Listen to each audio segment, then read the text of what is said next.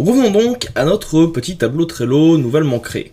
Avant de nous intéresser aux différentes manipulations de l'interface, ou plutôt des cartes et des listes, on va voir déjà comment personnaliser la dite interface. Alors pour ça déjà, on va revenir ici, et je vais vous faire les menus les uns après les autres pour que vous compreniez bien à quoi elles correspondent et comment les utiliser. Vous avez ici une fenêtre de tableau. Ce tableau, en fait, quand vous allez revenir sur la base de Trello, vous allez pouvoir venir passer d'un tableau à l'autre. Vous voyez ici, vous avez un tableau de bienvenue qui vous explique ce qui existe. Vous avez une autre couleur, nous allons voir comment on la modifie dans quelques instants, etc., etc. Vous avez également donc la possibilité de revenir à un autre tableau ou de venir en créer un nouveau.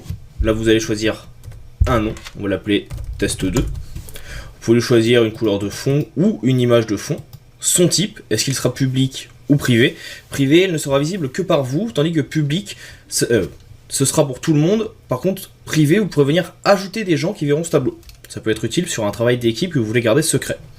Et une fois que c'est validé, vous pouvez créer donc le dit tableau, et vous voyez que automatiquement, il vient se créer, avec toujours ici la possibilité de changer le nom, le mettre en favori, ce qui le rendra ici donc en tableau favori, représenté par la petite étoile, en cas de besoin.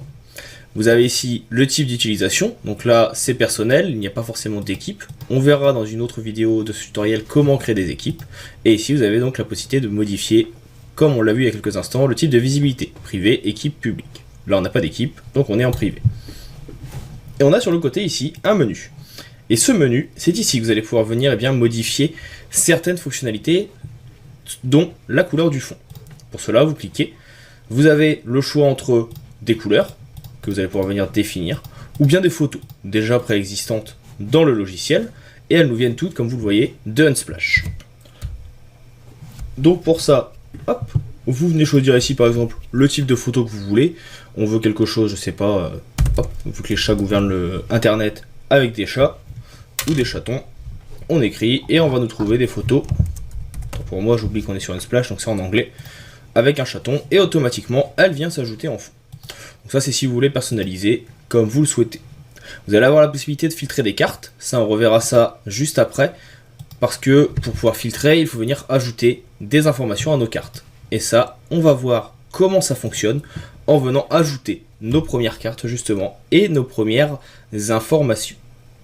Vous remarquerez aussi que toute activité faite dans le tableau va être enregistrée ici, dans le menu activité. À chaque fois que vous allez renommer un tableau, en déplacer un, ajouter un élément, etc., etc., ça viendra s'ajouter à la liste des activités.